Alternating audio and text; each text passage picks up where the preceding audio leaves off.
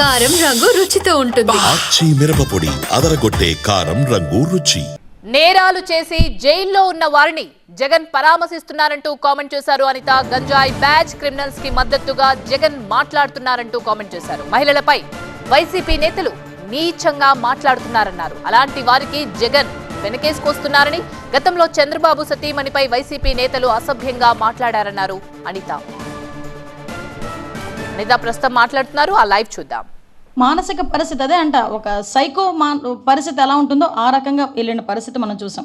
అదేవిధంగా మీ అందరికీ తెలుసు, రాప్తాడు వెళ్ళాడు, హెలికాప్టర్ ఏదో కన్నం పడిందని అక్కడ ఒక రకమైన డ్రామా ఆడాడు. చిత్తూరు బంగారపాళ్యం వెళ్ళాడు, అక్కడికి వెళ్ళి ఒక ఏకంగా మామిడి పళ్ళు అన్నిటిని తెలిసి రోడ్డు మీదకి తీసుకొచ్చి రోడ్డు మీద పడేసి పంటని నాశనం చేసేటట్టుగా తొక్కించుకొని వెళ్ళిపోయారు. దాని గురించి పాపం రైతు బయటకు వచ్చి ఆ రైతుకి ఈ రోజుకి కూడా డబ్బులు ఇవ్వకపోతే వాపోయిన పరిస్థితి.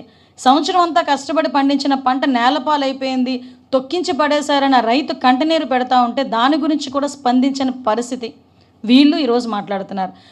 పైగా బయటకు వచ్చి మాట్లాడతాడండి ఈరోజు మన జగన్మోహన్ రెడ్డి ఫార్వర్డ్ చేస్తే, వాట్సాప్లో ఫార్వర్డ్ చేస్తేనే కేసులు పెడుతున్నారు అని మాట్లాడుతున్నాడు. జగన్మోహన్ రెడ్డి గారు మీరు మాట్లాడుతున్నారా అండి దాని గురించి?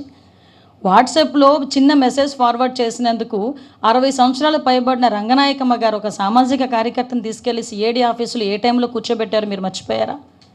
అదే అంకబాబు గారిని ఏ టైంలో తీసుకెళ్ళి కూర్చోబెట్టారు ఒక జర్నలిస్ట్ని మీరు మర్చిపోయారా? అప్పట్లో నలంద కిషోర్ గారిని ఒక ఆయన ఇలాగే వాట్సాప్ మెసేజ్ పంపించినందుకు ఏం చేశారు మీరు మర్చిపోయారా?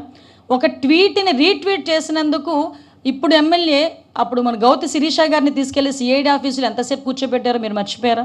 ఇలాంటి ఎగ్జాంపుల్స్ తీయాలంటే మేము చాలా తీయొచ్చండి.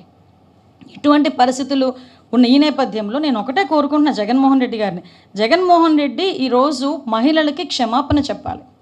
ఎందుకంటే ఒక మహిళ గురించి నీచంగా మాట్లాడిన వాడి ఇంటికి వెళ్ళి నువ్వు పరామర్శ చేస్తున్నావు అంటేనే మహిళల పట్ల నీకున్న చిత్తశుద్ధి అర్థమవుతుంది. మహిళలకి ఎట్టి పరిస్థితుల్లోని కూడా క్షమాపణ చెప్పాల్సిన బాధ్యత జగన్మోహన్ రెడ్డి మీద ఉంది. ఇవన్నీ